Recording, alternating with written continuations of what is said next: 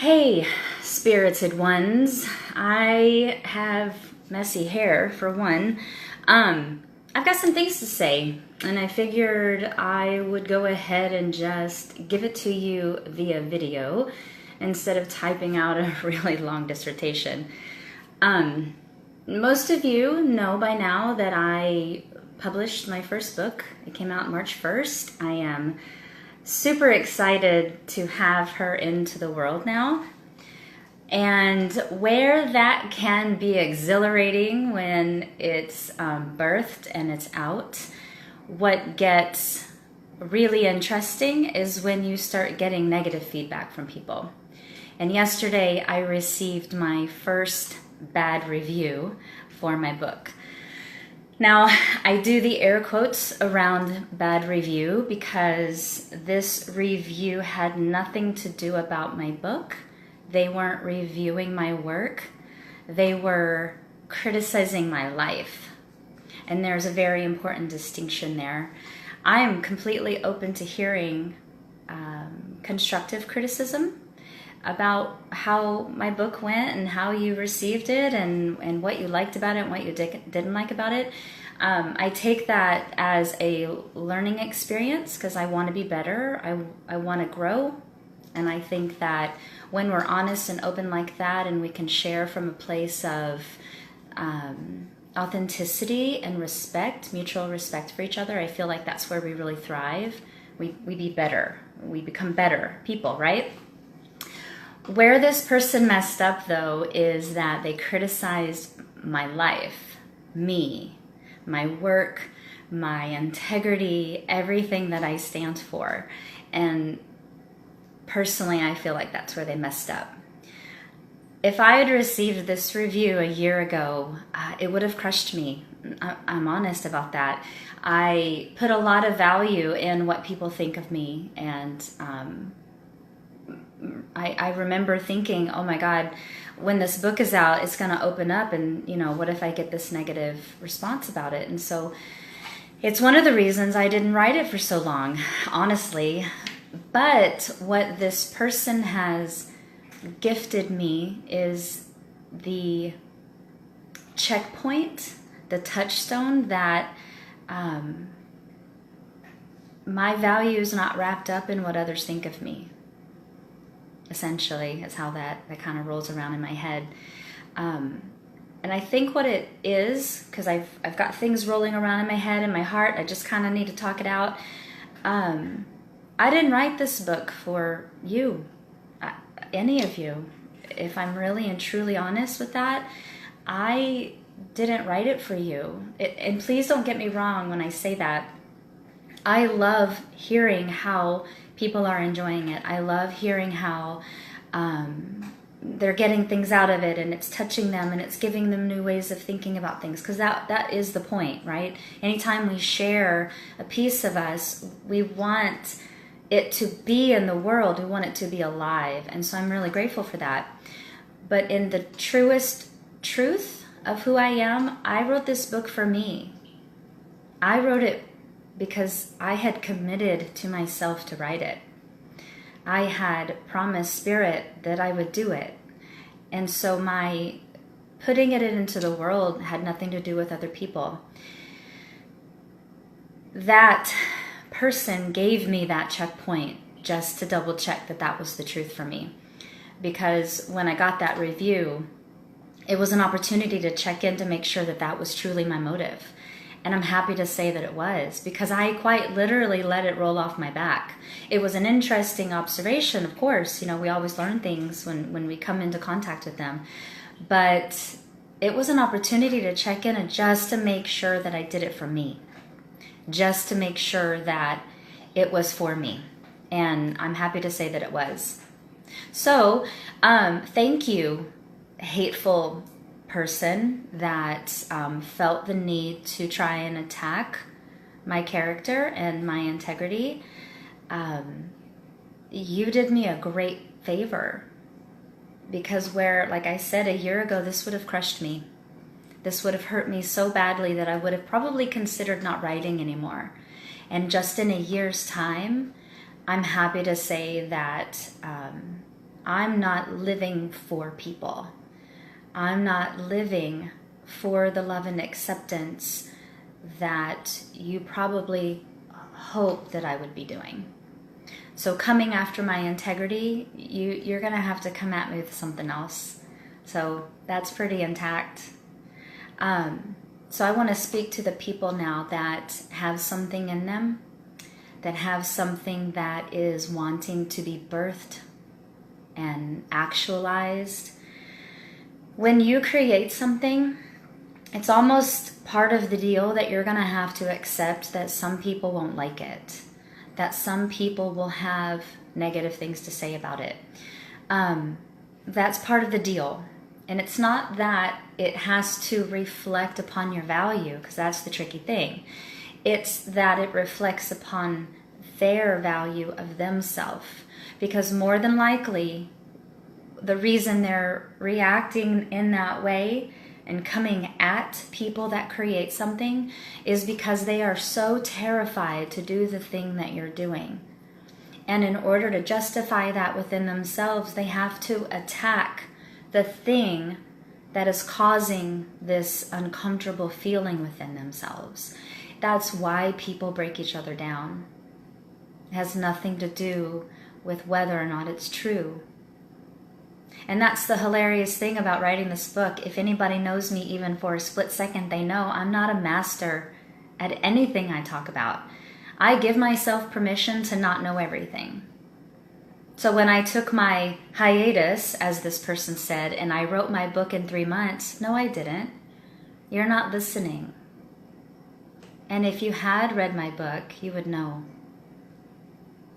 So it's an important moment, I think, for us creators to be able to check in with ourselves and ask, why am I wanting to create this? Yes, I know it's beautiful when it's well received. I know that. It feels good, right? There's lots of validation, and I don't think there's anything wrong with validation. It gives you the indicator that, yeah, you're on the right track. Yay, everybody loves it, and oh my gosh, and it builds up this great excitement. So don't take that away. Do that, but don't do the thing for that. That's where it's slippery. That's the slippery slope. When you're creating for that validation. Because when you don't get it, that's when it will crush you. And I now know the difference. And I'm so grateful for yesterday. I'm so grateful to be able to have that moment with that person. It's a good check-in. So please, please, please go create. Write your poetry, make your art, sing your songs. Because that's what we need in the world. Please know that some people won't get it, they won't like it, they won't want it. Unfortunately, they will try to attack what you're doing. Because in the chapter of the ego, read the fucking book.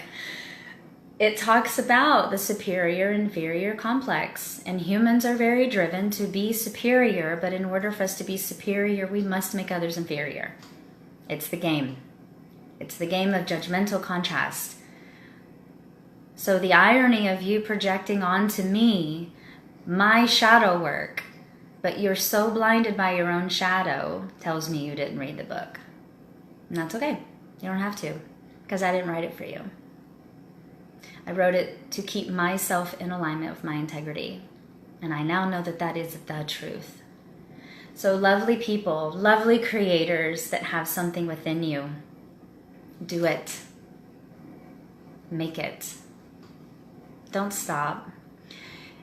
Your immunity to the poison that people throw at you, the immunity is in doing it for yourself. Because when you stand in that place and you create it because it is being asked to be born, you don't drink the poison from others when they throw it at you because it wasn't for them. That's the trick. So check in with the motive. Be able to come from that place that it is for you, that it is yours. So one last final thought that I want to talk about is this person reminded me something that I had forgotten. I know a lot of you hear me talk a lot about being the warrior and all that energy, right? And I get asked that sometimes, like, what does that mean to me? What is the warrior energy? I don't mean it in the context that we have to fight against each other, that there's a battle of wills and we need to dominate. I know that kind of evokes a sense of battlefield, bloody mess, old world, where everybody just ran together and just killed each other, right? That's not the battle that I talk about. That's not the kind of warrior I mean. I am reminded that there is a battle going on. It's not with each other, because I honestly feel that's quite petty. When we attack each other, again, to be the superior inferior game that humans like to play, it's such a waste of time. It's such a waste of time. It's just the ego, right? We're battling each other's ego, which is just so beneath us, honestly. I'm talking about the battle within ourselves. I'm talking about the pushing past the collective voices that have tried to negate our value in this world. The naysayers and the haters and even the voices from our childhood where we were told we can't do that and we're not good enough for that and we need to get a real job and whatever the voices said, right? Whatever that is for you. Mine was that I was worthless. My voices tell me that I don't have anything of value to give.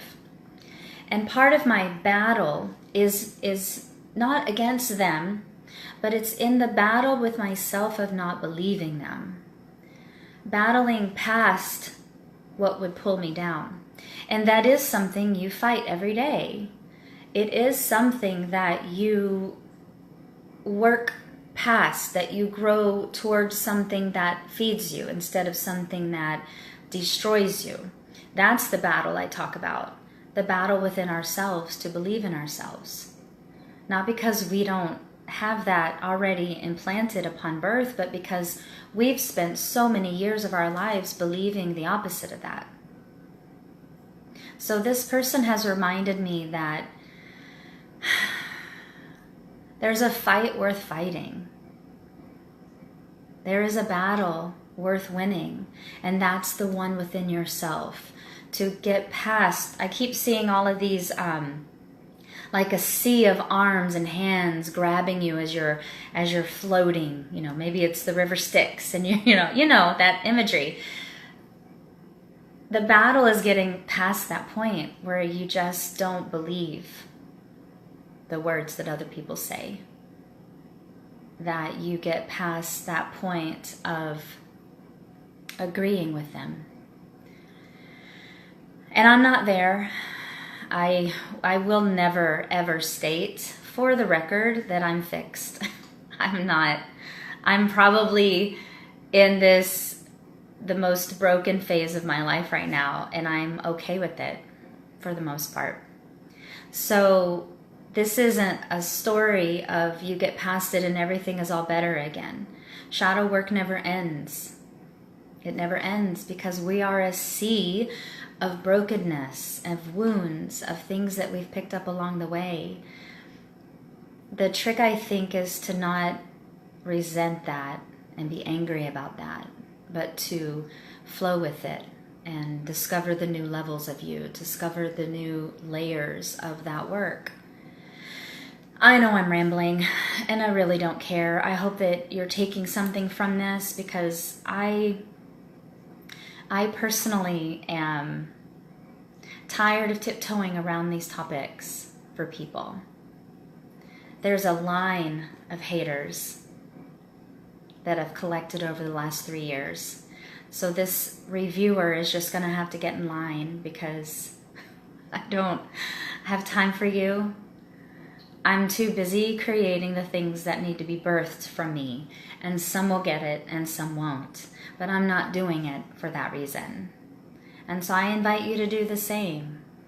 Get going and birth the thing that's been nagging you all these years that wants to be born, because that's the point. And I'm reminded of a quote. I know some of you saw that I posted it earlier. Dita Von Teese posted, or she quoted, you could be, and I'm going to paraphrase probably poorly, but you could be the juiciest, sweetest peach in the orchard, and you're going to come across somebody that's going to hate peaches. That's life. That's the deal. So go be a peach, go be an apple, go be a pineapple. It doesn't matter. But do it for you.